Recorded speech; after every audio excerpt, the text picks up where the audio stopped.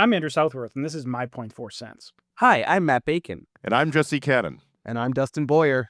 And this week, I'm interviewing James Rhodes, who's the president and CEO of FiXT Music, a record label out of Iowa which specializes in rock and electronic music. I'm super excited to dive deep into how they work with their musicians and market their music. So this week, we're going to talk about what is personality content when it comes to music marketing.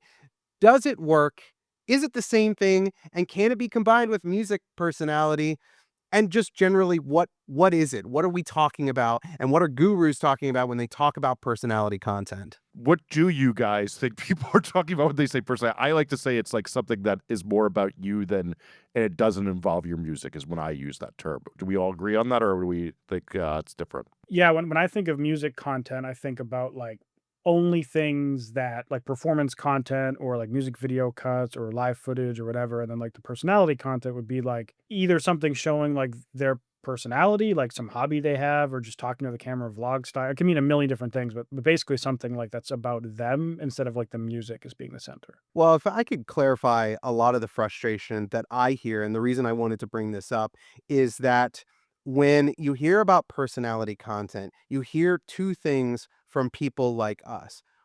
One, if you don't have personality content, then there's no brand or things for fans to latch on to become an actual fan. They just become listeners. But then there's this other thought of if you focus too much on personality content, then nobody's going to hear your music and they're going to follow you for the wrong reasons. And there's a lot of nuance in that. And there's a lot of Yeah. arguments. I get on and talk with listeners directly, and they are or artists directly, and they're so confused about what to do because they hear both sides of it.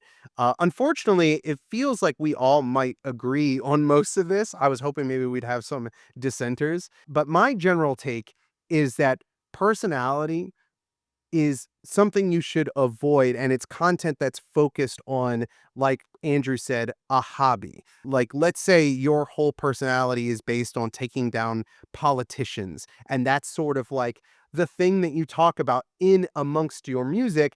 But then what happens when you have followers and people who love you for that content and not your actual music? You've got a problem because then you become that niche. I could talk about exactly what your problem becomes, which is that I've gotten calls from people numerous times that are like, hey, I was promoting my music and then I made a thing about how Trump raised egg prices and it went viral. And then now all my music posts don't perform well because they're testing it out, all the people who followed me because I yelled about egg prices. I have seen people, not necessarily something that dramatic, but like they go viral for some wrong reason, or not wrong reason, but something they care about, but it's not their music. And then they do have kind of an algorithm problem. But like, a lot of the times it can work out really well where you're posting something that's personally well, and all the only thing that does is it just like gets people to actually care about you instead of just your music. Like some of the artists I know that do the best, they do the best because their fans care about them. And like they'll like they have way higher, like I know an artist that's not on a major label, and they're beating this artist on the iTunes charts that has 32 million monthly listeners.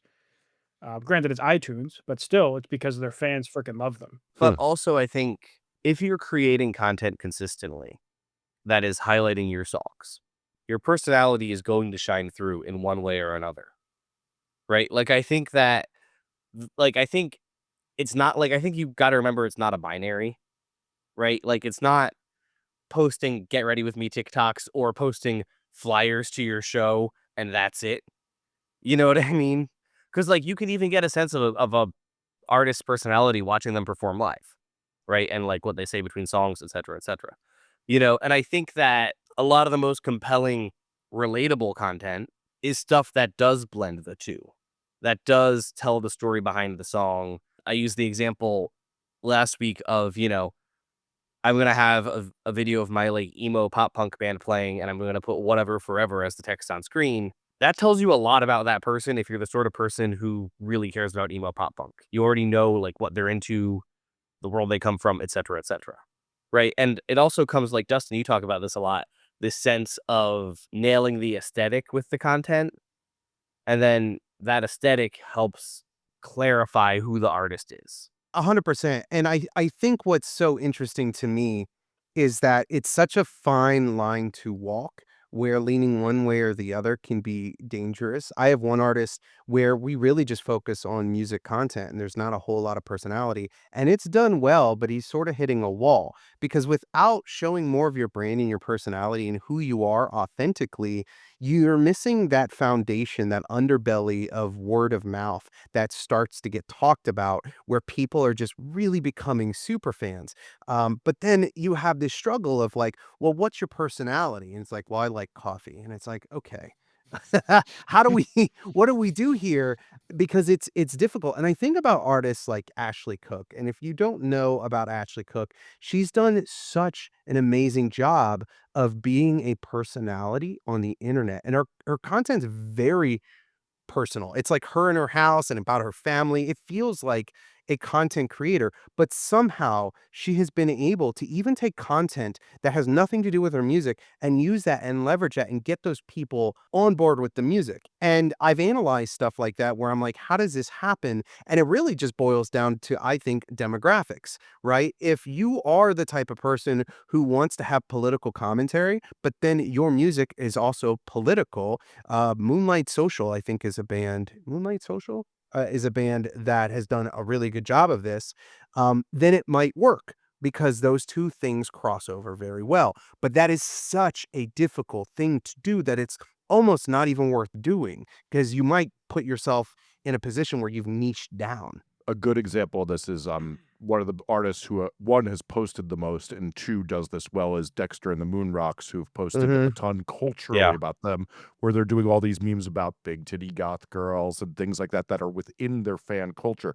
But then the bad example of this I think about is that guy Pacific who did 1,400 posts, but they were all very just all over the place and they would go viral. Yeah, I think when I counted, it was like 200 million views on his videos, and he's not getting many streams from that. Like, I think at that point, he'd had like a little over 1 million streams after 200 million impressions just on TikTok. And because when you're making this personality content, you're just making jokes about anything at all, you're not getting to the right people who are most likely to like your music. I'm curious about Ashley Cook. Is she putting her song in most of those videos? No, like a Wow. lot of the content. And now, granted, I wasn't scouring her content when this was happening, but I would see something where she would talk about her family or something she dealt with or get ready with me. And it was not really about her music. And as a standalone, you could treat her as a standalone content creator. And I think what might have helped is that she had such a huge presence already in other channels. Like she was a part of the House 615 group where they would do musical collaborations together. So she had a more well-rounded presence where fame was sort of outpacing everything else. And I do think in a world where your fame outpaces everything, you can then focus on your music. Brittany Broski is a good example of this too. Just a famous person. I've talked about her before. In general, she's famous. So when she put out music earlier this year, it went bananas. And so there's a world where I'm like, maybe that's also what it is. I will say about Pacific, because I analyzed that when he was doing it, and he did increase. He went from like something like 10,000 monthly listeners to over 100,000 when he did that. Now he's down to back to 70. And you could make an argument that like the sheer numbers game of it, right? Like there's a numbers to it that might have pushed it over to the point where it was creating consumption, but does it create lasting consumption? Does it create like brand affinity? I don't think so. Well, my argument when I wrote about it was that it just didn't feel as effective. Like, most people are arguing, should I just start making 8 posts a day of my song about anything? Whereas what my argument was this would be a lot more effective if he was doing it towards a culture that his fans he's most likely to like would do it, or a song that it has higher susceptibility rate. I agree. It's very genre dependent, the amount of like personality you can or should bake in. And I think there's definitely a certain amount of like reading the room that an artist is going to have to take. Like if you're a pop artist versus if you're like a metalcore artist. I've seen a lot of like poppy or hip hop or whatever do like, I don't know, they're like doing makeup or something, or where they're just like having a casual chat. It's like, oh, it's like girls talk time, right? And but Mhm. they're kind of like at this like poppy feminine girl brand or whatever. And then but like a metalcore band, like there's I feel like they typically have much less personality stuff baked in. Everything's a lot more serious. And it depends though. Like the band, the shirt I'm wearing, their singer does like crazy like What is the comedy. band on it? Slaughter to Prevail. You would love this Um, band, Jesse. Oh, it sounds like something I would just be it's all over. Let me tell you. definitely it's definitely an acquired kind of a band. But like the vocalist does all sorts of like comedy stuff, and like he used to do screaming covers back in the day, and that's kind of how he took off. And so like I feel like it's very brand dependent. It's Well, not I everyone can think bake in a lot of it. there's this concept in marketing of the attractive character, right? Like, are you painting yourself as sort of a hero in the narrative? And that doesn't mean you have to necessarily be like, um, what's his name? Ivan Terrible? Oh, Alex Terrible. Alex Terrible, yeah. Right. Ivan the Terrible is Russian leader in the 14th century. I thought you were talking about the 14th century Russian leader. I was like, I really want to know where this is going. No, but Alex Terrible, he creates a sort of larger than life persona behind what he's doing that ties into the brand, right? So he definitely Yeah. has like sort of a strongman, very masculine, heroic image, but someone like, I don't know, Brian Sella from the Front Bottoms, like the whole story is like this guy's kind of a loser from New Jersey, like you. Personally attacked right here. But there's like this attractive character Yeah. concept, right? And you're tying into that narrative and gotta Like be Alex something Terrible there. like flew to Russia to do like a no gloves fist Yeah, fight 3 exactly. days before massive festival headliner, and he played the festival with like a broken nose, and his like eyebrow was like all messed up, but that was Yeah. very on brand. And he But that's talked what I'm about the saying. fight and all his content, and it like was basically personality content because his personality is like, let's fight and do stupid stuff. Yeah.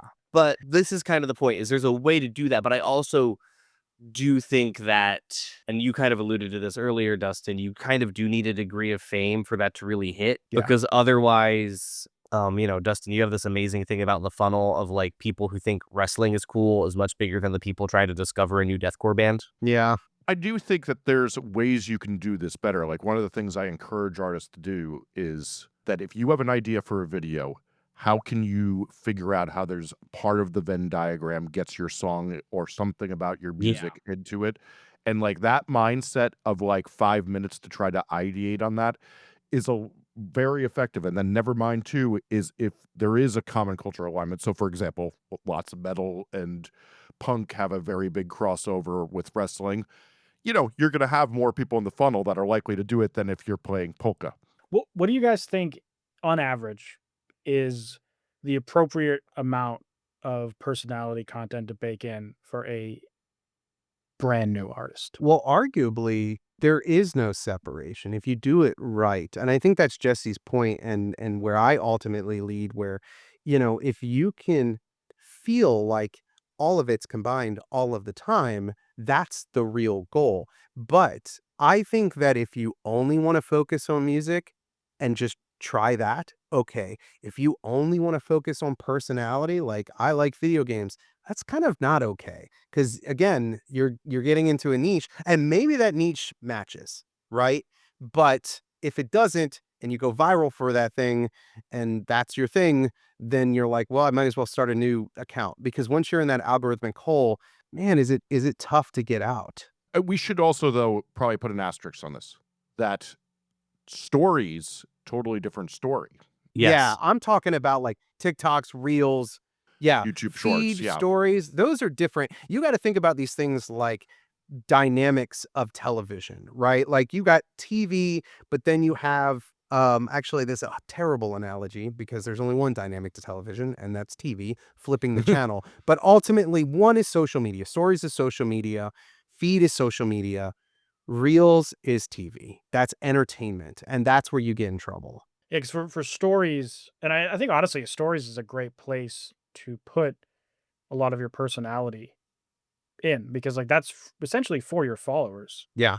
It can be shown to non-followers, but for the most part, it's just your followers, and the people that are watching it are typically the ones who care more. And like when I'm posting on my main Instagram, my main feed will be like clips from this podcast or clips from my YouTube videos or other videos I'm doing, and then my stories is where I'm posting, clips from the show I saw last night, or like I'm going to Disney World in a few months. I'll put random pictures and videos from that in my stories. And I think of that as like the people who want to follow along with like the non-professional side of me. That's where they would see that. Not that any part of me is professional. Fucking Jesse As laughing. professional as it gets. I laugh because I often think like everybody will be like, when they say anything about me being professional, I'm like, you really aren't seeing enough to know how I live. That's why we all work for ourselves. There is no Yeah. desire to be professional. So the stories is where you can talk about your completely unrelated music things or go on a random rant about some politician you hate, as long as it doesn't alienate your fan base or whatever it is, right? Well, and to build on your point, and sorry, Jesse, No, to go ahead. jump in. To build on your point, what it really boils down to is like, are you at the top of the funnel, right? Are people discovering you through this content, or are they getting to know you? Are you somewhere in the middle of the funnel? And if you're at the top of the funnel, you need to give people the impression out of the gate of what to expect from you in the future. And so the music first is always the way to go. The thing I go back to all the time, and it's like kind of like one of the things I lead with everybody is there's always these studies. So like right here I have one that says 75% of fans say they feel a stronger connection to the musicians who are open about who they are no matter what the interest is, and they're more likely to buy merch from them. That's why the stories stuff and all of that stuff does matter, and it helps as a component. Like I do really see that, like we've talked in the past about like when you get that call from somebody who's like, hey, my artist has 70,000 monthly listeners. Their top city is the one we just played, and there was 14 people at the show. Yep. That's often because they're not showing any personality at all. Now, some artists can get away with it with just enthusiasm towards their music, but that's often the first element to starting to fix that if that's the case. And for the record, another just tying into that, two really good ways to like show personality and engage are replying to comments and DMs, Yeah. because you're giving people like a really personal thing, and I think what I always try to preach is that social media feels one to many. It's not really social. Like we all are old now and remember like we remember Facebook back in like 2009 when you were talking to your family, right? And talking to your like meat space friends. And now social media is like watching Talking Heads and the Rizzler be interviewed by Theo Von. That was very dystopian, I'm not gonna lie. I've been obsessed. But what I'm trying to say is that like it's not social anymore. Like you're not looking at content seeing your friends, you're looking at content seeing creators. So that's the expectation. But you can change that expectation you personally by replying to comments, replying to DMs, because people do not expect that. If you are an artist, you're already on this pedestal, you are connecting directly. I've seen people sell out tours just off of like DMing and commenting Yeah. people. I got a buddy who sells NFTs. I'm not going to name him, but he's brilliant at it. And his whole fan base is around his NFTs, and he doesn't like blast out there, I've got NFTs. He connects with people, he creates fans, and then he connects with them. And he's like, hey, if you want to support me, this is my machination. And he does it. It's a very honest thing because he's like, and whatever you think of NFTs, if you want to support me. So he sells it through DMs, and it's how he funds his entire career. It's really at the end Does of he the happen day, to be a Latino country artist? I mean, he's amazing. He's The absolutely same amazing. guy interviewed in my channel a couple months ago? Oh, no, I didn't see that interview. Sammy, right?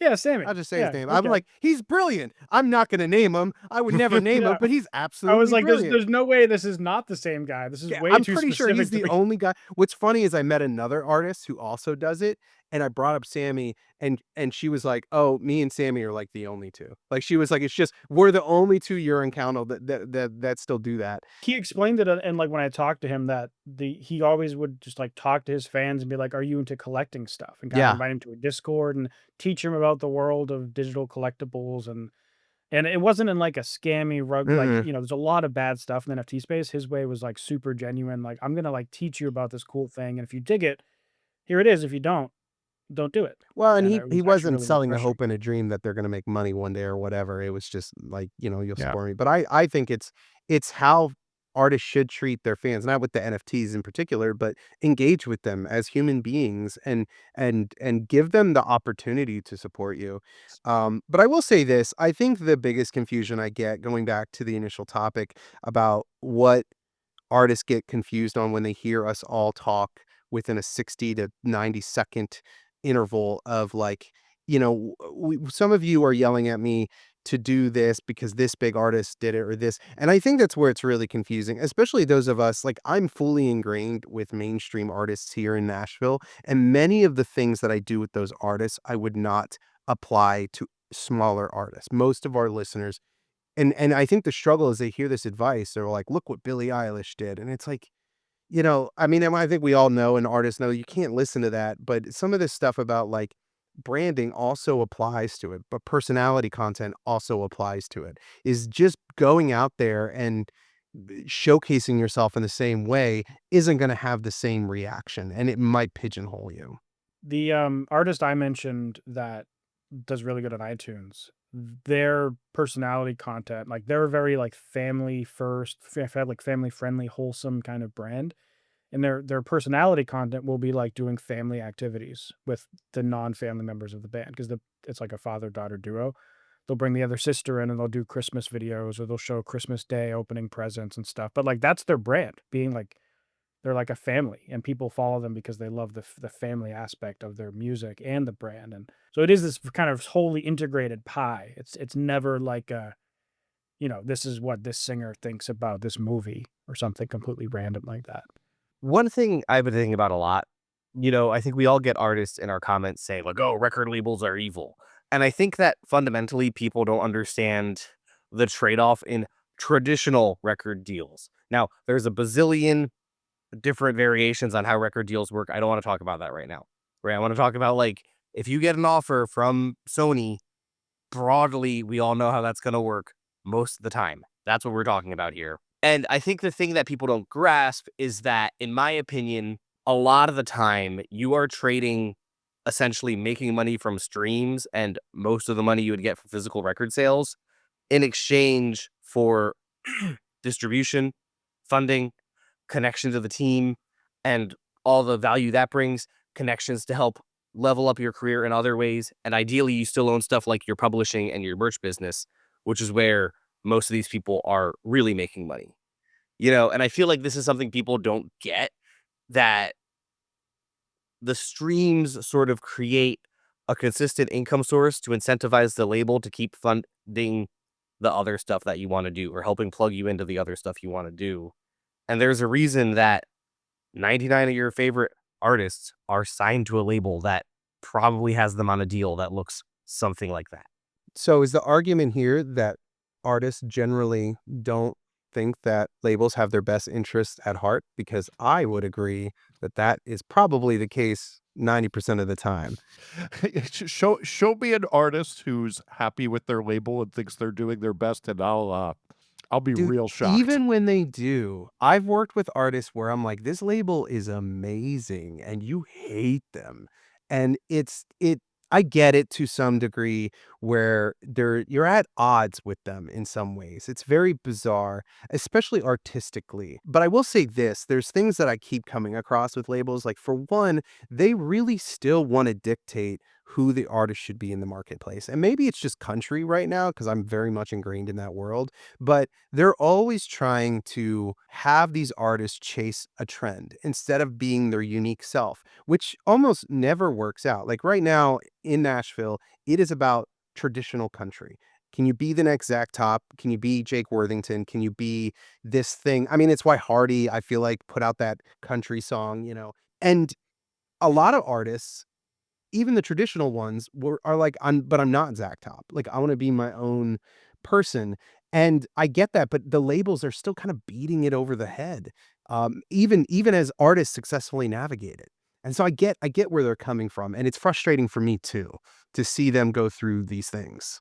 I think from the angle of what you give up when you work with a label versus what you gain is it mostly just comes down to a risk versus reward type of relationship. So one, like typically you only sign to a label for two reasons. It's like one, you either like you you need to grow further than you're currently at and you like don't want to or don't have the resources to do it, and the label does, either financially or for their connections, or you're already having some momentum and you need someone to like take it to the next level. And so you're giving up like a chunk of your future earnings to get access to that resource. And very often, like the better the more risk there is, the worse rate you're going to get as an artist. So if the label looks at you and there's like, we're going to dump a ton of cash into this and you're a small artist, you're going to get absolutely fucked on your deal, right?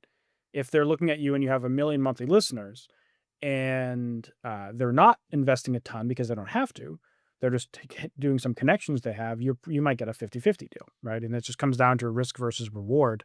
There's something unwritten though, and this is the danger, is that there is a relationship aspect and intention on what to do with that artist within the machinations of their larger label.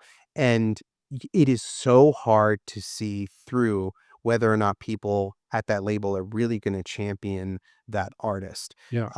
This whole conversation comes up oftentimes when an artist is ready to put out a song and a label goes, no, we're going to keep releasing content until we see enough excitement around that song. Then we will put it out, which is hilarious to me because I have been a part of that process and I'll never do it again, where a label basically indefinitely gets stuck on a song. And it's like, hey, we're never going to move on. And then it becomes, well, maybe the song isn't good and we should just put it out, get through it, get to the next song. And I don't know if these labels are incompetent or if they are nefarious. I don't understand that. And that happens a lot. It's very frustrating. I think this is very different from culture to culture. Like what's really funny, I find a Yeah. lot is like you're saying like the country thing. Yeah, I in my experience, which is not most of my experience in country, is there's a lot of chefs in the pot, but then you get to like dance music. These labels are just signing you for one track, and they don't. You go Completely What do you? different. Yeah, like what do you think of the song? They're like, well, it seemed good. Sure, I think I listened to it once, but your streams are good on the last few, and like then like punk labels, like people will be like, oh well, I want the mentorship of that label. I'm like, I've worked with that label. It's called none. That's in the management. I made a video about this years ago, that how shocked I was when I got to Atlantic at how much they would let artists do their own path. That Yeah. Pete Gambarg, the head of A&R there, he would tell you what he thought, that this bridge is trash or whatever, but like as he pointed out to me when I interviewed him about it, is that like the artist pushback is their mistake to make. It was a big realization for me that I can lead a horse to water, but I can't make them drink. But on that note, and I think this is really important to realize, is that like from a label perspective, artists are also not like paragons of virtue. Yeah.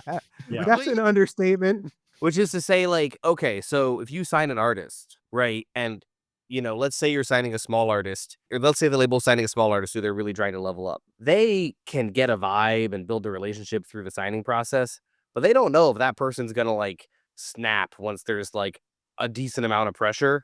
And then you're $60,000 in, and this guy's like, actually, I don't think I want a tour ever. And I don't want to do content. I just True. want to, or I don't want, you know what I mean? And like, and I think that people forget that even like the really good A&Rs who like really kind of like understand like, this artist is really good for the culture and they have this momentum and blah, blah, blah, blah, blah. Like they still got like, I don't know, like a 1 in 3 shot of it actually working out and the record turning a profit in like a best case scenario. And like, that might even be over optimistic. I'm talking about like the best A&Rs, right? Like, I guess what I'm trying to say without sounding like a complete shill is like, it goes both ways. Like, as much as like you're signing to a label and you have to put a lot of trust in them and like you have to really hope that like your project manager doesn't get fired after the first record and now you're suddenly working with all these people you don't know.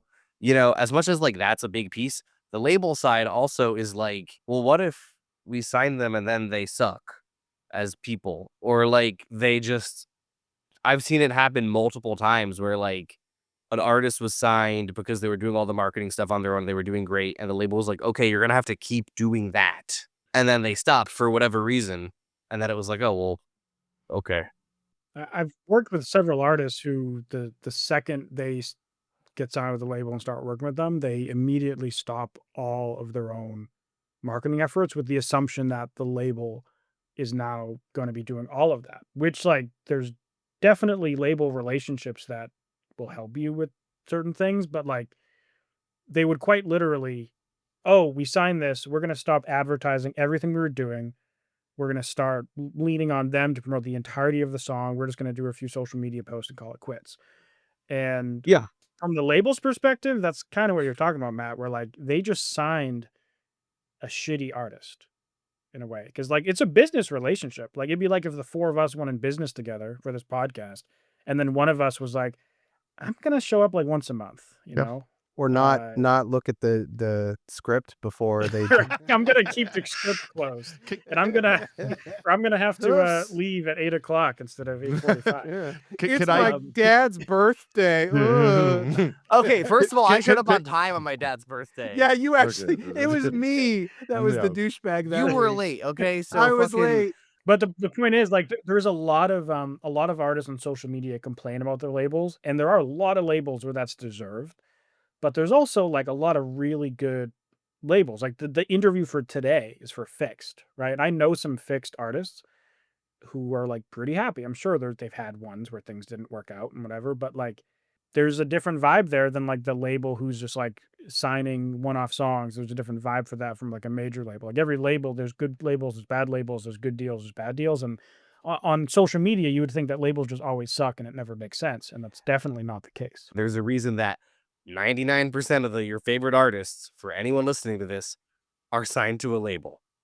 Or were signed to a label for an extended period. And if they're on their own label, it's probably actually just a subsidiary of a major. I did an interesting thing a few months ago. Is I did this video where somebody asked me if the music business is rigged, and I said it's not at the bottom, but it is at the top, and I'll tell you why. Which is that I, at one point this year, went through the top 500 artists on Spotify, and I found 3 out of the top 500. They were all dance artists that were independent. They were all on a major label in the top 500 or a very big indie. So Matt and I's friend Greg Ross from Go Kart Records has this great joke that guy is standing in a field. And a guy in a balloon comes by and yells down to the guy in the field. He goes, "Hey, can you help me get down from here? This balloon's been floating around forever." And he goes, "Ah, you must be a musician." And he goes, "Oh, how did you know?" He's like, "Well, you're flying around in a situation that you created for yourself, you wanted to do it. Now you're blaming me that I have to figure it out for you and imposing upon me." And he goes, "You must be a record label because everything you're saying is totally worthless and not helpful at all." Yeah. It's so good. Yeah. But like we all know independent label owners that like they're not raking in cash, right? Like some No. labels do great, Yeah. but I know a lot of people that run labels and they're like slightly profitable. They're making just enough money to keep going. Or if they're doing well, they're not like millionaires. They're just running they're a small business owner, just like all of us. Well, and if you're an artist, I think the optimum path for you to choose if you decide to work with labels is work indie, not subsidiary. I mean, maybe subsidiary depending on the team, but work indie when you're small because they'll fight for you, but then go major when you start to get to 800, 900, a million monthly listeners, because that's enough for you to find champions at majors and for them to invest real money because you can't get to selling out arenas if you don't pour money into marketing. Just pour. I mean, think about the people you have to reach in order to sell what you need to sell.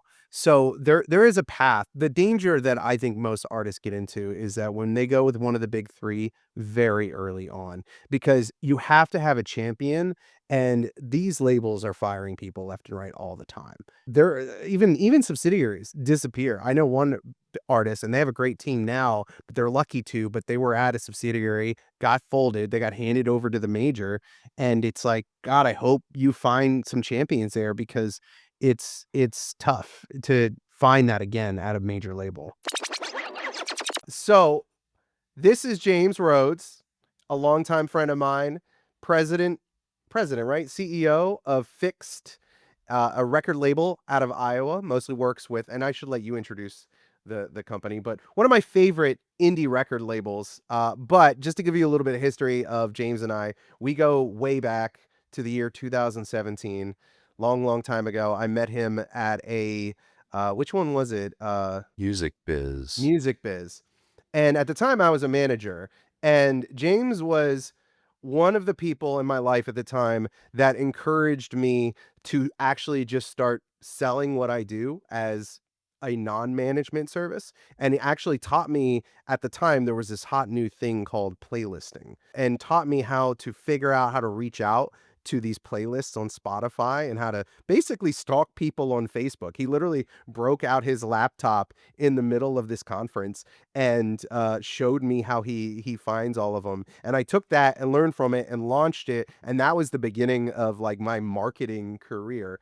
So I owe a lot to James, but the label that he runs is just one of the coolest labels I've ever got. I've had the privilege of working with. A lot of metal, a lot of electronic, a lot of cool acts.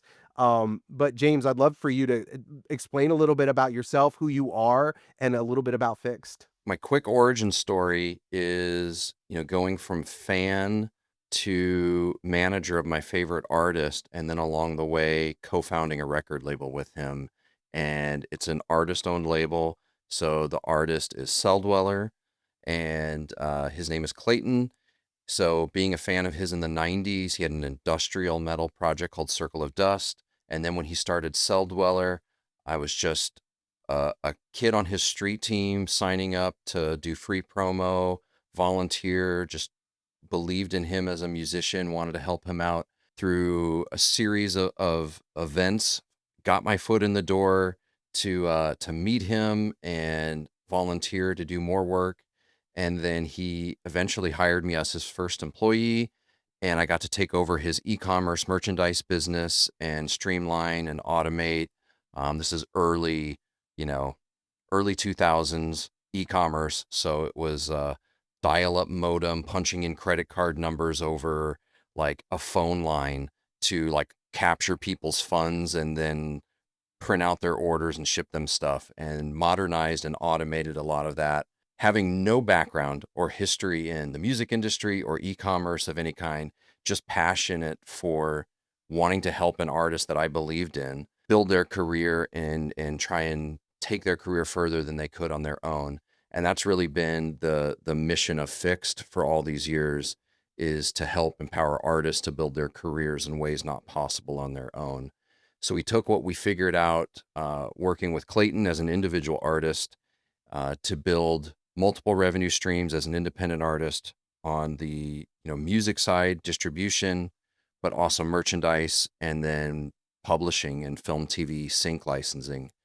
And so over the course of starting to work with him as a volunteer, his first employee, I got Which is hired by his. wild, by the way, to go from like super fan street team member to like 30 years later, you're running his whole record label and his career. Like that I remember being friends with kids that were on street teams. There was one girl in the Killers, and I remember being like, "What? Like, who does that? That's so lame.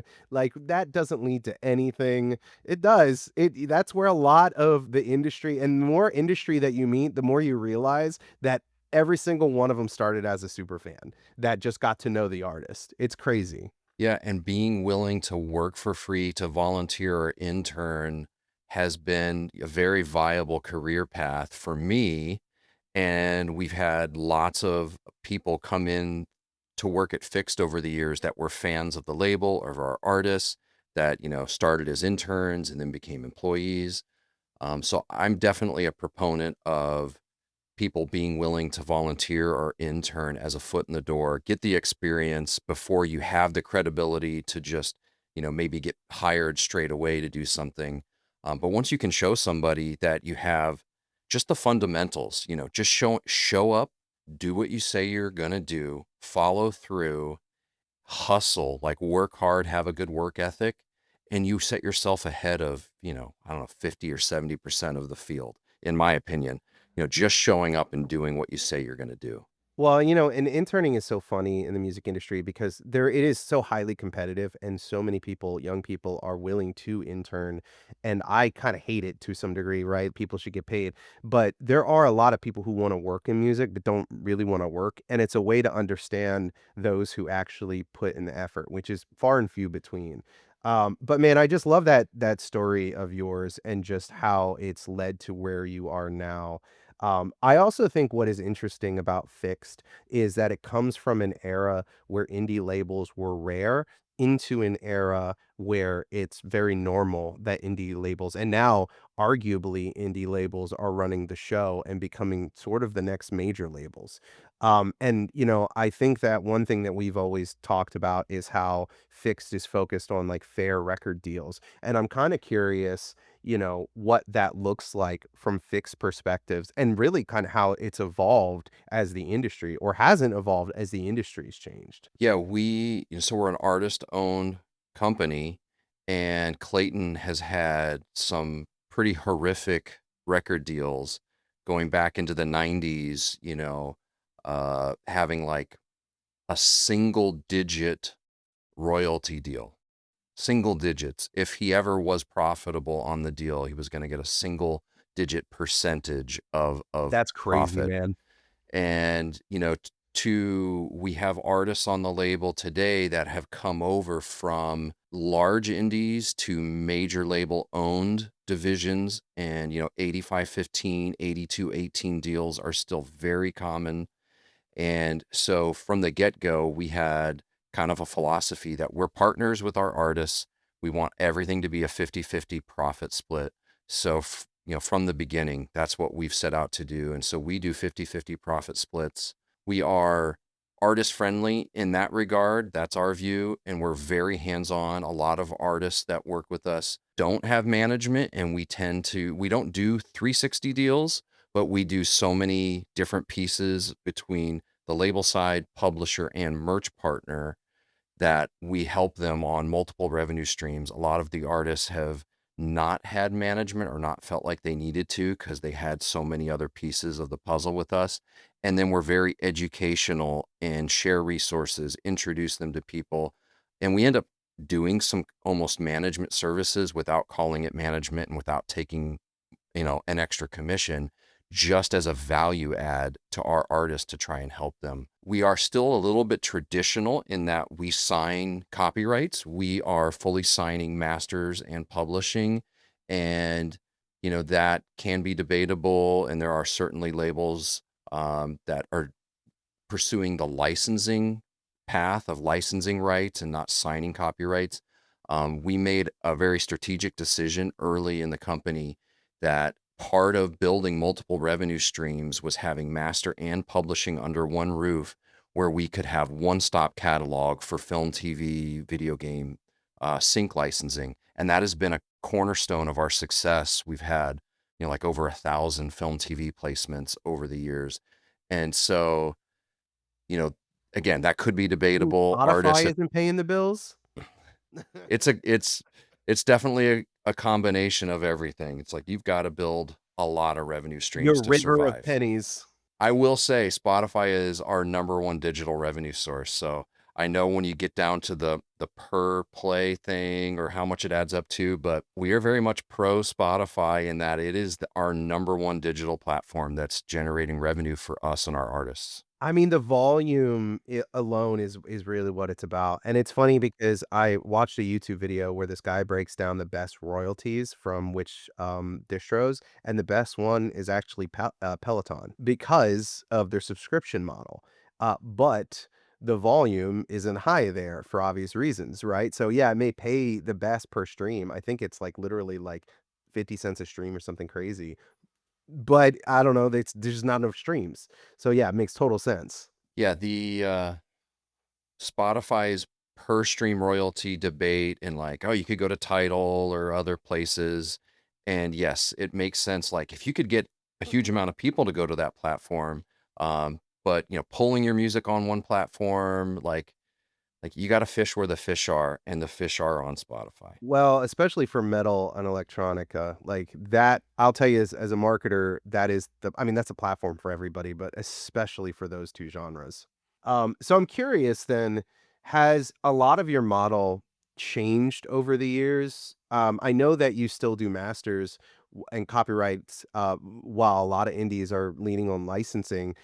Are you finding that competitively you're at a disadvantage in signing these acts? We have had a lot of discussion internally on being able to modernize our deal structure, and we're open to that when it makes sense. But in reality, we haven't yet come across where the deals that we wanted to do, the artists we wanted to sign, where that became a roadblock to preventing us from moving forward with our traditional deal.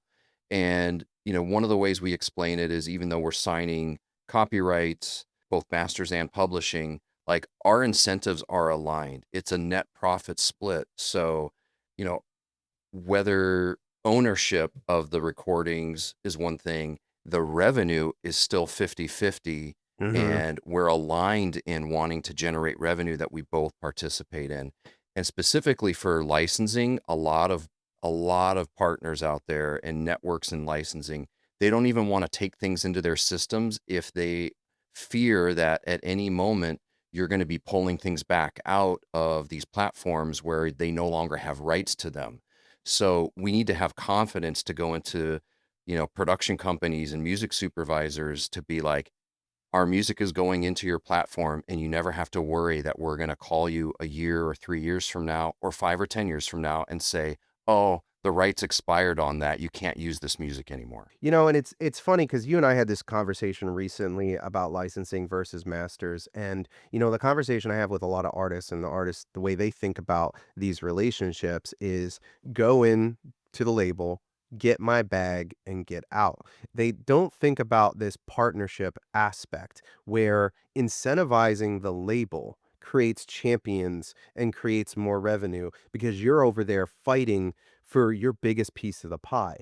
Like if the label's looking at who they can make the most money off of and they have a better partnership with you, then they're going to fight for you more. And so I thought about that a lot because in my own machinations I'm like licensing sounds cool, but then when you explain it like that it's like no, that's awesome. Like I want to be able to go secure a sync licensing and know that I'm going to get paid on it, and I'm going to focus on the artist that has given me the ability to do that. Yeah, and just building catalog, as a company and thinking long term. I think a lot of artists are looking at short-term metrics where they're like, labels offering me a huge advance, and they just see the dollar signs Yeah. and they sign without realizing they're only getting 15, 18, 20% on the back end.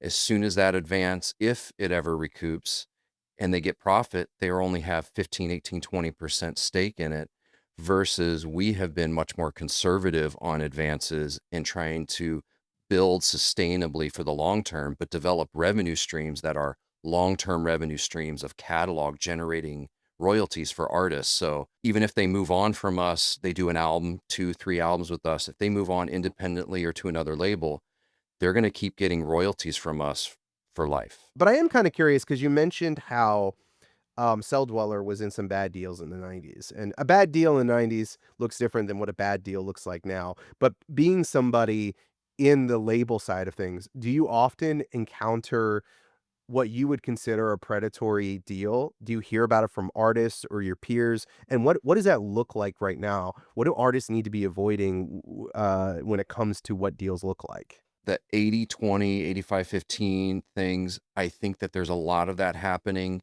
And I do think them dangling a big advance up front and then it's that on the back end, I feel like is a bit predatory. So, like, Um, and just to clarify, when you say 85-15, it's 85 to the label, 85% yeah, of the royalty, 15% to the artist. yep. And I guess the way you were saying they justify this is they offer a big upfront advance. Yeah, I mean, it's there, there's artists that are signing those deals and they might be getting 30, 40, 50, 60, 80 grand up front, which is like the most, somebody's offering them a check of that size. So Yeah. they're just like, where do I sign? But then they realize eventually that recoups, they've spent all that money, it's gone. And now their long-term royalty is 15 or 18%. And I think that's, not long-term thinking. Well, and correct me if I'm wrong, but to make it worse, and this is where I think a lot of artists don't understand, is that 100% of the royalties isn't going towards recoupment. Only your 15% that you're getting paid is going towards recoupment. Not with everybody. I wouldn't say that some deals definitely are more fair in how their recoupment and expense and advance processing happens. But I've seen some of these deals from artists that we work with coming out of old label deals, and some of them the language is pretty gross on how they get around what actually counts toward it and all the additional deductions and kind of trickery they do to make sure they're paying the least amount of royalties to an artist as possible. And it's like, oh, even if it was a 50-50 deal, I've seen it's like, oh, it's 50-50. But then in some smaller print, it's like, but if this occurred in these territories, we get to take additional deductions. And then there's just a lot of additional, kind of trickery in a lot of that accounting. It's so gross. And sometimes it's things that even lawyers miss, and you just have to be so careful. Like I've known so many artists that just walk away from some songs where you're just like, it's not worth the fight to get that back. And then of course that's always the song that ends up blowing up naturally, right? I'm kind of curious because I know artists listening to this are curious. And the only thing when they look at you and they're like, okay, this is the president of a label, the one thing that's on their mind is like, what makes this guy decide to sign to me? Like that's the thing that I think every artist is always thinking about because they're always looking for a team, they're always looking for help. And even though I believe that signing a label isn't the route that you always need to necessarily take, I get why any artist would want a team. So for you in particular, when you guys are looking for artists, what is catching your eye? What data are you looking at? How does it work? So first, I'll start with a little history of where we've been, kind of to where we are now. As an artist-owned label, Clayton has always had a direct say in everything we sign because as the owner, there is a representation of him. So he has had a sound and an aesthetic and a kind of a sonic brand that he's known for. And so we definitely represent that and his tastes as a label. And we've been experimental and tried things in slightly different genre lanes.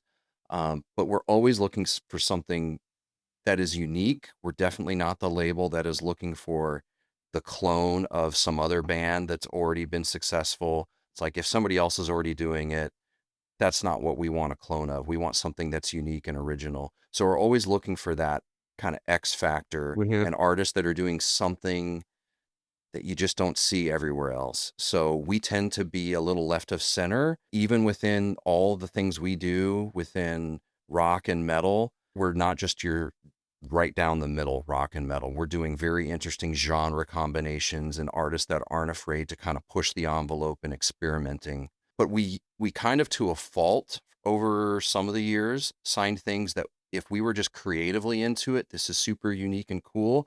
Let's sign it as a tastemaker. But that didn't always produce the most successful things. It was just, hey, yeah, this is cool. We think it's cool. But apparently, the majority of the world didn't think it was cool because we've signed some stuff that we think is awesome, and it just hasn't grown very well. So we also have put a big emphasis on things that we think does have, a broader mainstream appeal. Typically, like, is there something hooky and catchy about it? Because we can get, super nerdy on, some musical production, but that doesn't mean that it's going to catch a wider audience. So high production quality, uniqueness, but something memorable and hooky. And then, as I'm sure every artist is going to roll their eyes to hear, but in recent years, the the check boxes are only growing, the number of things that an artist needs to do to catch the interest of a label. And of course, that's being active on socials and demonstrating that you can either build an audience on your own, or at least if you haven't already built an audience on your own, that you're willing to put in the work to do so. Yeah. And that makes a big difference. So when we're looking at artists now, if they're not even taking an attempt to be active on socials or develop a direct relationship with their fans, it's like, yeah, the music could be the best thing in the world, but if we know they're not willing to put that effort in, it's a pass for us at this point. Because we feel like we're partners, again, back to this 50-50 profit split. It's like, if we're going to put all of our energy and time into this, we expect the artist to. And I think there's this old mindset of artists like, oh, I got a record label deal. I can just turn in the music and I'm done. They're going to do everything else for me. And it isn't that. Like, it's a partnership. We both have to be actively working and building it. And even more so now, artists are, in addition to the label, building out more of their own team, hiring their own social media Mhm. person or a video person, or having a manager or whether you're a solo artist trying to do everything and you need to build out a team, or if you're a band and dividing out those responsibilities amongst some band members. Um, so there's a lot of hats to wear for sure now. Well, and even going back to what you were saying about how you offer like some management services, I truly see the evolution of labels being more in the managerial role and even on the consulting end. You know, it's this thing where you're taking a risk with an artist. They have a partner that's helping not only do things financially, but potentially, you know, getting you connected to things that they would never have a connection to, but you want that to win. And if they don't have a manager or a great manager, it makes sense that you would guide them and lead them. Now, management can be this thing where it can be a light touch or it could be 24/7. And it's always this dangerous thing that labels are, you know, it's a fire that they're worried about getting burned on. Because once you uncork it, I'm going to use all kinds of analogies right now. Uh, you can't cork it back. That artist is like, oh, they're gonna manage me. So it's always this like, "Hey, we're gonna help you, but I'm not gonna say the word management," because Yeah. that comes with, We like, late night phone calls and all sorts of things.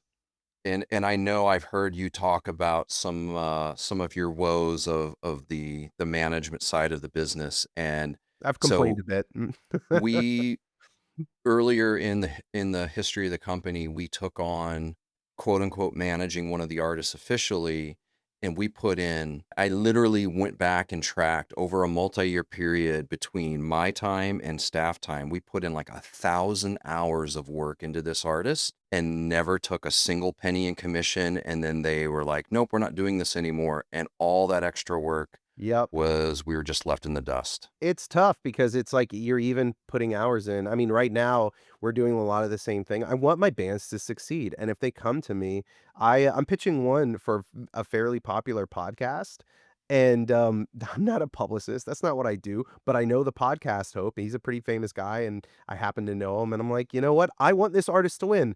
I'm not charging for it, and if the artist fires me a month from now, I'm gonna be like, well, that sucks. But you know, on our end, that's the risk that you sometimes have to take, but you don't want to give them full freedom to take advantage of it too. You gotta, like, guard yourself sometimes. Sure.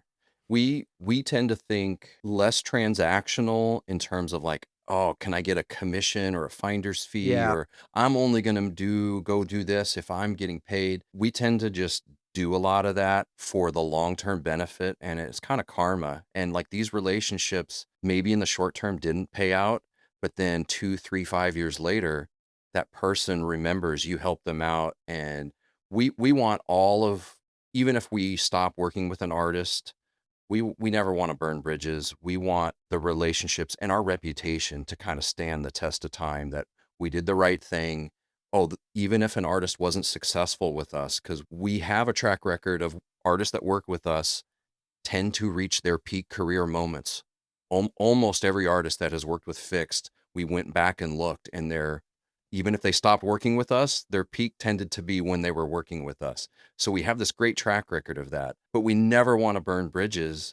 And life is long. I don't think enough people think about the long-term implications of the relationships and reputation. Yeah, I think that you have the right of it. And if I was any artist and I heard somebody in the music industry say that, that's such a green flag because there are people who are going to take advantage of artists, but you can suss them out really quickly because it's all short term with them. Like they're looking at like what can I get up front? What can I get right now? And those are the ones that they're telling you right now that like, hey, I don't really care about what you think of me in a year, which means I'm going to take what I can get. So I am kind of curious out of everything. Actually, you know what? I'm going to back up because I realized that I never asked a really important question of what acts you're working with right now that you're really digging and really love. I mean, honestly, personally, other than Enemy, because I listen to them every day pretty much, I don't know who else you're working with and what else is going on. We have made a very intentional decision the past few years to downsize our roster. And so we had at one point 25, 30 active artists across 3 label divisions. And we realized we were spreading ourselves, our staff, and our budgets way too thin to make the impact that we wanted to make. So we have consolidated everything down to just a single label division. And we went from 25, 30 artists to we're under 10. I think we're actually at like 7 right now. So much smaller roster than we've had in a very long time. But we realized for the time that we have, the resources we have, time and budget, putting that into fewer artists, we can take them so much further than spreading that out thin across a lot of artists. So we've had to we've had to prune our roster, artists that we like, artists that we were even to some extent successful with by any metric, profitable with, and opt to not renew a deal or not to continue so that we could send more of the focus to the Yeah. artists where we thought we could have the bigger impact with. And those were tough decisions to make. But all That that had to be rough. Like, I do not envy you because I've got my babies, and if I had to cut them, that's rough. and that's the, trying to gain some wisdom as we've done this over the years and be like, if we want to continue sustaining to do this, and if we want to take these artists to the next level and the label to the next level, we need to focus on fewer things and make them bigger successes individually. So with that being said, our current focus roster, the main priorities are Enemy, which as you I was gonna mentioned, ask, I was like, did they make the cut? Cool. yes. Daedric is Love on an Daedric. awesome sophomore album cycle. Things are happening. There's a buzz about them right now that I'm super excited about. The trajectory is amazing. The Browning, who is one of those artists that came from working on some major label owned divisions and large indie labels, and never really had the label team around him to really thrive. And he is just fully thriving in the FiXT ecosystem, playing live, doing these huge festivals in Europe right now. And in fact, a little plug, we've got 2 artists, the Browning and Enemy, playing at Louder Than Life Festival in September in Louisville, Kentucky. Huge festival. There's, I don't know, like 100 bands on the lineup. I'm so want to go so badly. I mean, I'm a huge Sleep Token fan too, so like that's the closest that they're playing.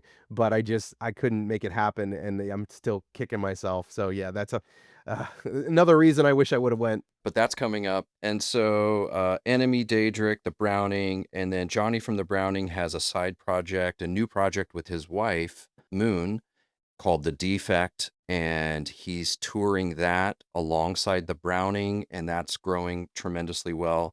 And then Clayton is still doing Cell Dweller and Scandroid. So that's actually 6, our core 6 right now. And then we're just about to put out a deluxe album for the band Cantervice. That will be the final release that we're doing with Cantervice. So that's kind of where the roster is currently. And by the way, if any of you just want to hear how badass their catalog is, go to their Spotify, like search them on Spotify, and they have just a bunch of playlists that are killer. Like I just go there and I turn them on and I let them play. And if you love like the genres of metal and electronic and have a lot of it's combined, it's for you for sure. Well, cool, man. This has been a really fun conversation. You've had me do a lot of things recently, so it's nice to be able to like shine it back on you. I want to give you an opportunity, and then I have one more question. I know you're doing the academy. I was on there a couple of months ago. I think it's brilliant. It's an opportunity for artists to learn from FiXT and what you all are doing. So I wanted to give you an opportunity to talk about that a little bit and what you guys are working on. Yeah, FiXT Academy is a new venture that we launched just a couple months ago, and fixtacademy.com. You can find all the info, but it really came from back to our passion for educating and inspiring artists. We were doing monthly webinars and workshops with our internal label roster. And, at one point when we had 25, 30 artists, we would present something from a staff member or bring a guest in externally just for our roster. And we had a large enough roster that these were like really exciting events. And as we started downsizing the roster, we're like, man, we're putting a lot of effort into these events to do webinars, and we only have a few artists now. And of course, everybody lives in different time zones and is touring. So we don't even have, of the handful of artists, we don't have everybody on the call at the same time. And we're like, this feels like a missed opportunity for us to put this education and inspirational content together for our artists, but we could be impacting a larger group of artists. And so we're taking what we have done behind the scenes as a real record label, publisher, merchandise company, helping our artists build sustainable careers and success. And we're making those resources, a lot of that education, available to anybody that wants to sign up. We just launched a student plan. It's like, $10 a month to get access. We have a library of videos they can go in and watch previous events we've done. And then A couple we're of handsome speakers. yeah, Dustin has appeared in there, and we're doing our first industry panel event, where instead of just doing an individual speaker presenting a webinar or workshop, we're doing our first industry panel event on August 27th this year, 2025. And Dustin will be appearing on that for Industry Plant. But we've got Ian Harrison, the executive vice president of Hopeless Records, coming on. Connor Sistrom, the head of streaming at Monster Cat, coming on. Curtis, VP at FiXT, Curtis Redden, he'll be Dude, I'm on. outclassed on this thing. Oh God, this is gonna be And embarrassing. then Randall, the chief creative officer over at Symphonic Distribution. So definitely pulling on friends and relationships over the years um, to pull a great cast together, but going to be discussing, industry trends for 2026. And I'll tell you, artists, because I know that there's so many people offering educational material out there. You want to learn from somebody like James and an entity like FiXT, who has been doing it for years. There's a lot of like gurus and jerks who don't do the work, and you've got to be careful. And I say that because I just know so many of you are looking for help, and so whether it's fixed or somebody else, I would always look towards an entity like them to make those decisions, or to teach you how to do these things. So cool, man. Well, one other quick question. I want to know like what the most unpopular opinion you have about the music industry. Like the thing that always gets you sort of yelled at. I don't know how unpopular this actually is, but I actually think, and I'm not piggybacking on something you said, but I heard you say something similar recently, actually, about this. And I've held this belief for a while, and I think everybody else is just being cheap. I think Spotify is worth like $50 a month. Like, Yeah. if they doubled or tripled the price, I would pay it and be Yep. glad to pay it. They'll lose And people, but they'd make more and the artist would make more. yeah, so I have felt for a long time, like when it was, or when I originally signed up and it was only like $9.99 a month, I was like, man, I want to pay 20 a month. Like, and then they added a family plan when I upgraded and it got more, and there's been a few price changes. So I think I might pay 20 or $25 a month, but I'm like, I want them to double it just because I think that's the value that it's worth. But I know people are cheap and don't want their subscriptions to go up. I fully believe that it is worth, significantly raising the price, and I would still pay it because I find it valuable.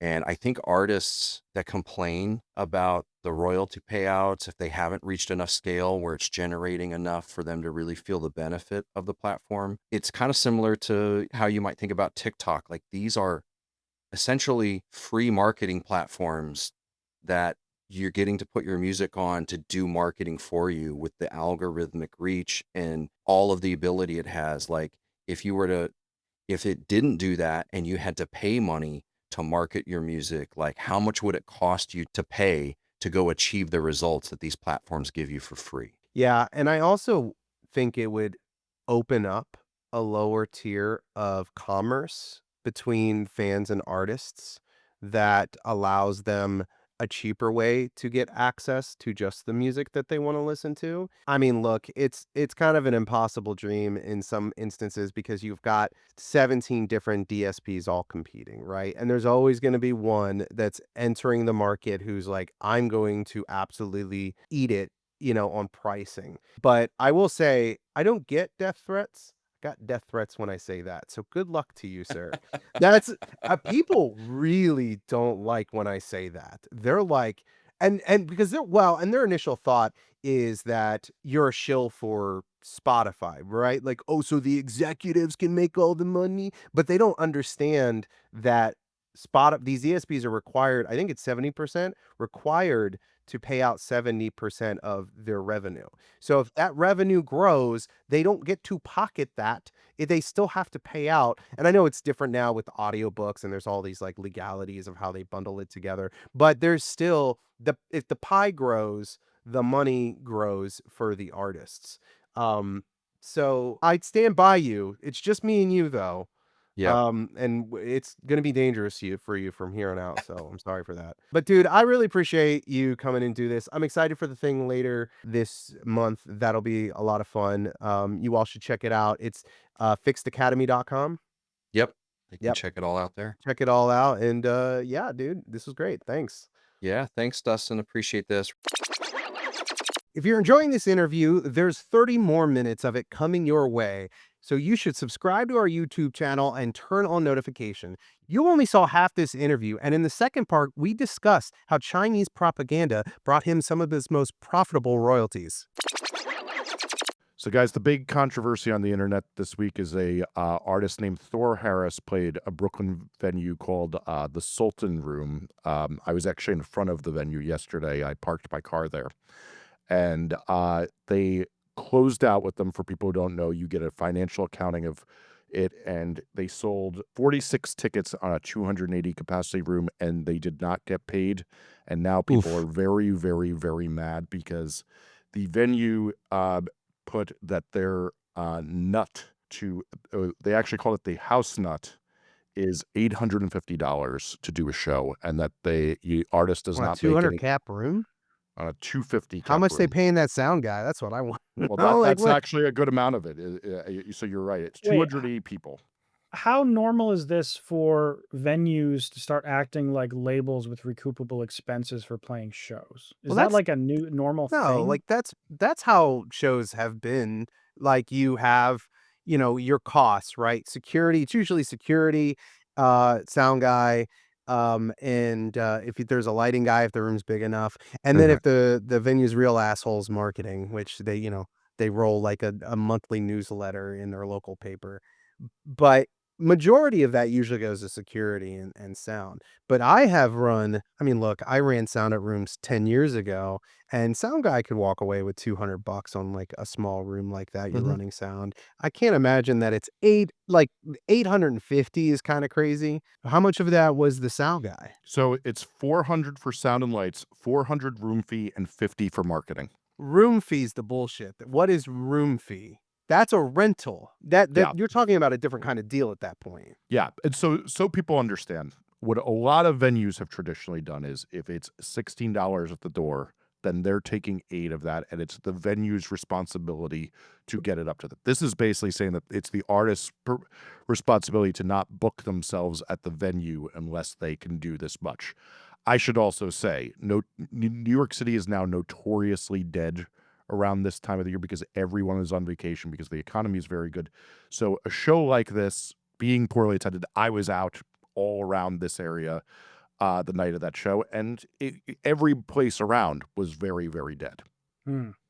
So I know a lot of artists, like they book a show, they're getting paid a guarantee, and if they sell a certain percentage, it might be an incentive. But even shows like that, is there some arrangement like this where the venue's like looking at the tickets come in and they're subtracting off some fees behind the scenes? Well, that seems to be what it is. But yes, the idea is with the guarantee is that you are basically saying, I know if you come here. A story I love to tell is I once booked AFI in their early days at a venue on the East Coast. And I looked at the record sales, and I want to say it was around 35,000. I looked on SoundScan, and what I did not realize is almost all of that was on the West Coast, and 19 people showed up, and I paid for a bodyguard for their room. And there was no one to guard it from, if I'm being real. And the point being, it was not their fault. It was like I should not have You gone took through a the bet. guarantee. I was a teenager. I didn't know what the fuck I was Been doing. there. Yeah, and the real thing is like that was a loss for our concert promotion company for the night. My boss was like, "Well, we've now learned a lesson that you're not as bright as you think you are," and yeah, we had to learn that. Is the reason why it came to zero because of the nature of like the deal with the artist in this case? Like, would they have gotten paid? They were getting paid a chunk of ticket sales, therefore the subtraction happened. Where if they were being paid instead of that incentive, to be paid a guarantee. Like they would get the guarantee no matter what. Is because in this case their specific arrangement was they get 80% of net revenue. Yeah. Yeah, And- there's So there's a situation, and 80% is still low, because when you come into a room like that and you're working for the door, there's this idea that the artist is taking the brunt of the risk. And the risk that the room is taking is just, I need people in my room to buy booze. And so without a guarantee, the risk should be mostly on the artist, therefore they should take the brunt of it. So just charging $400 up front, that 20%, that is where they should have actually made that money, because that's the risk that they were taking. It's an absurd thing to not give a guarantee and then have that fee up front, because at that point you're just renting a room. That's what that is. let me play the asshole venue for a moment. Yeah, please.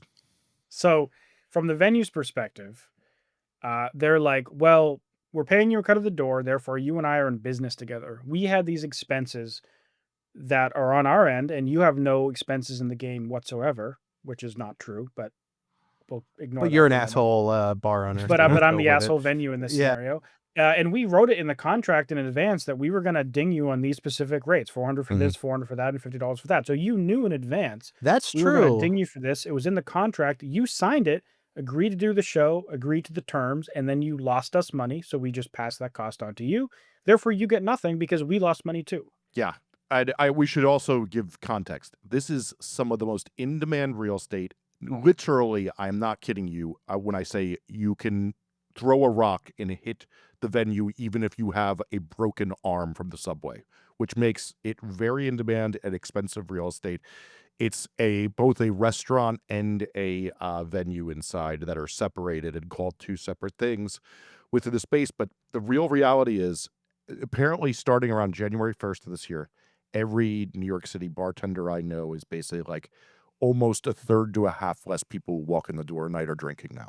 Recession indicator. I think it's actually the real thing that New York City used to be the city that never sleeps. And now it's the city that goes to bed early to do yoga in the morning. And everyone's way healthier now. Oh, they're all woke. Sorry. Oh, not man, that those type of wokes. Yep. Those folks. Yoga. Goddamn liberals. You know, New York is sort of like an X factor in this situation, because I think majority of cities you would find a room like this. That would not be the case. But, you know, I've had a number of shows that my artists have played in New York, and they seem to play by their own rules financially, where the artist tends to lose out.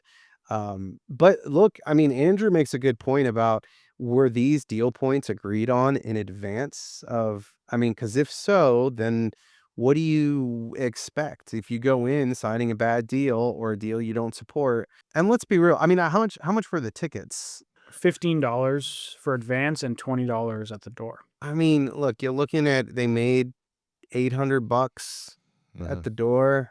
I mean, yeah, at that point, what is that at what percentage of sellout? That's 20% of sellout. Yeah, if you Yeah, sell there was 20%, 280 was the total number, and they sold 46. So yeah, that's 20% a cap. I don't know. If I was a band or I'm managing that band and they're like, we sold 20% of tickets, we didn't make any money, I'd be like, yeah, that makes sense.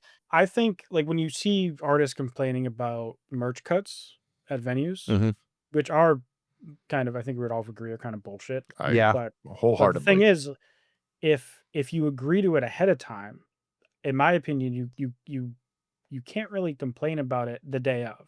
But here's If you get there and you're like, the venue came up to us and bullied us into giving us 20% of our merch sales, but you specifically agreed to it in a contract before, it really is your fault for not reading the contract. It doesn't make it right. But what you should have done is you should have argued that ahead of time.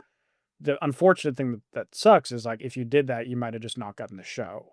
Yeah, and I mean, usually if you're and I don't know how big this band is, Thor Harris, but typically New York loss leader. Like, you're just seeing what you're worth. You're aiming, like, a lot of the times we would do some money gigs around New York, get to New York, lose some money in hopes that we can sell enough tickets to get onto an opening slot when we come back.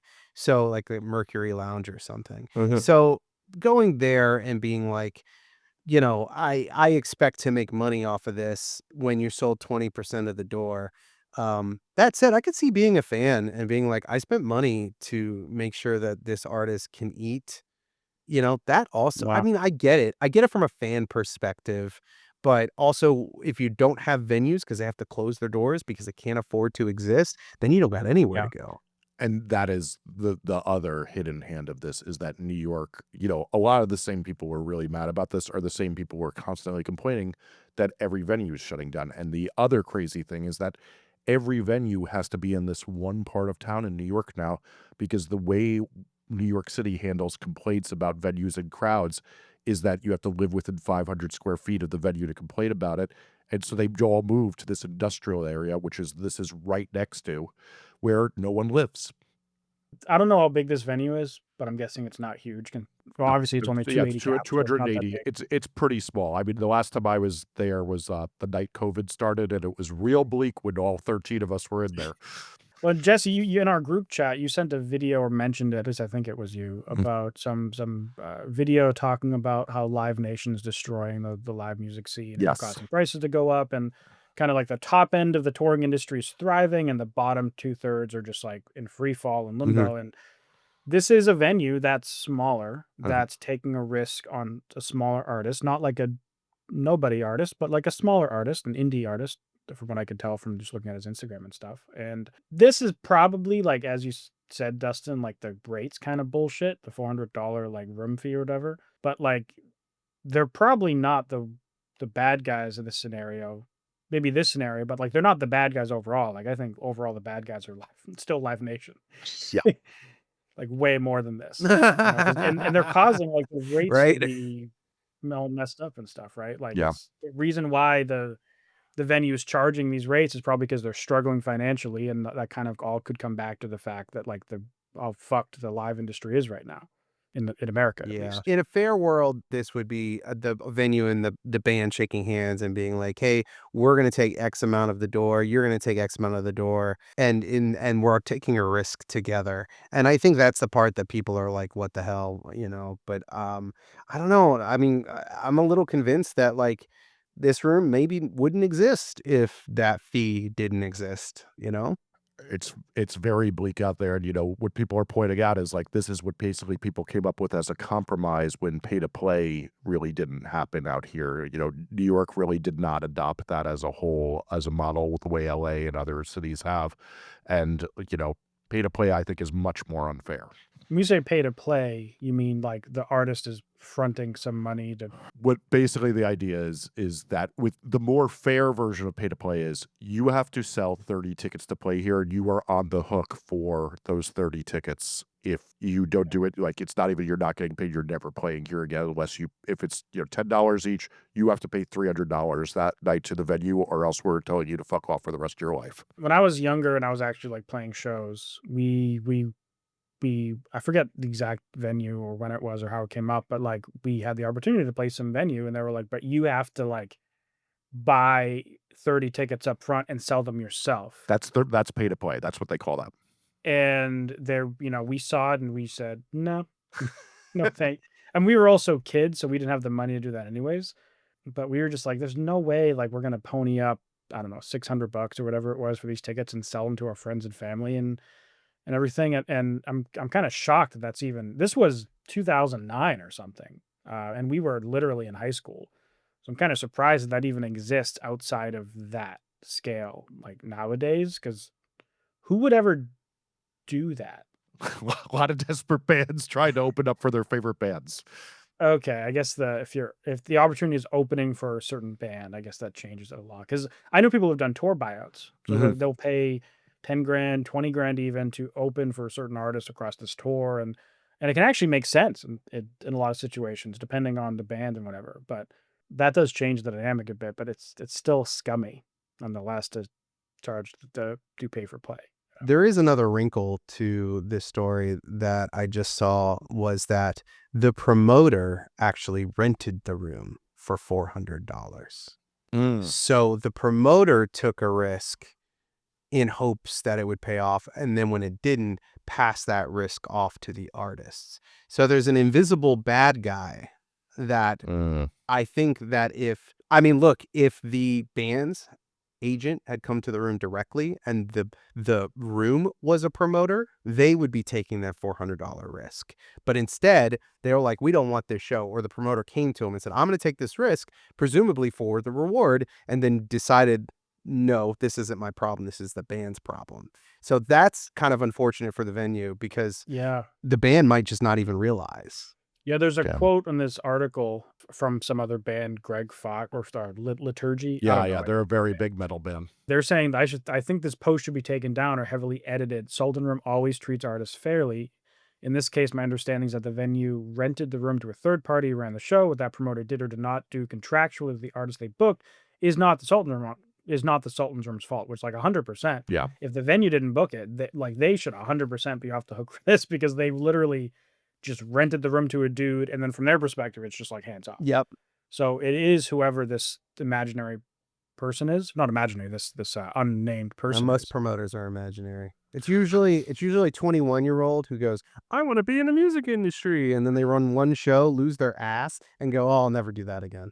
I've helped some of them run ad campaigns for their shows, and they're usually a little unhinged, I will say. You have to be a promoter. You have to be, yeah, because they're like, in some cases, like, I'm going to rent out this venue for 10 grand and I'm going to go and run these ads and book these bands. I'm going to make this many thousand. I'm like, holy, this is like a high risk, like, you have to be kind of like, Dude, and the ones who on make edge. it, if you've ever met like a 40-plus-year-old promoter who's still in their city buying out rooms and doing shows, they're like loopy weird. Like, I'm like, you're a weird motherfucker. But to go through that gauntlet, to be in your 40s and have made it out the other end of that, I Yeah. don't know. Like, that takes a special individual. I did it from 17 to 21 as my main job.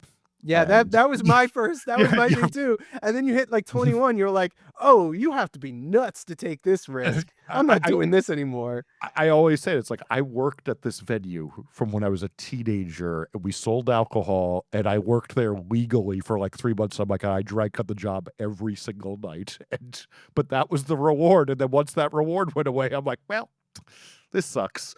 This is not a good dude. My first gig was 16 years old, booking in my hometown because nobody would book my band. So I had to book my own band, but then I became the town promoter, and we would have high schoolers, and this bar owner in the middle of Byron, Georgia would just sell booze to high schoolers, and the police, nobody cared. It was like, I think back at it, how wild it is. But yeah, no, those are, I don't think they'd allow that to happen anymore. That's definitely a 90s, early Yeah. 2000s. Thank you guys so much for listening to this podcast. We're trying to get this to go as far as it can, so please start a conversation with a musician friend by sending it to them. If you enjoyed this episode, please subscribe on your favorite podcast app. If you're on YouTube, subscribe and turn on notifications so you don't miss our episodes every Tuesday. Plus, there's a ton of bonus content up there. If you can rate us on Apple and Spotify, it helps us so much. Tune in next week for more.